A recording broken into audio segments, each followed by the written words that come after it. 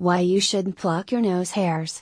There's a very good reason why you shouldn't pluck your nose hairs. As unsightly or awkward as they may be, your nose hairs play an important role in keeping you healthy. And there's a very good reason why you shouldn't pluck them out. Business Insider's video team chatted with Drive Eric Voigt, an otolaryngologist, meaning he treats diseases and disorders related to the ear, nose, and throat, at New York University. He described what's going on in your nose with the hairs that filter out all the stuff you breathe in every day. To start, there are two kinds of nose hairs that are key here, the ones you can see and want to pluck, called the vibrissae, and the microscopic cilia, which are responsible for filtering mucus and moving it to the back of the nose, where it can go into the stomach. The vibrissae, which hang out near the front, are responsible for keeping some of the larger particles from making it that far. If you pluck those hairs, germs and particles near the follicles can get inside and cause an infection. He described the concept of a danger triangle, or the area on the face between your mouth and nose that's susceptible to passing infections onto the brain. That's because the same veins that carry blood out of the nose meet up with veins that carry blood out from the brain as well. If those germs make it all the way back there,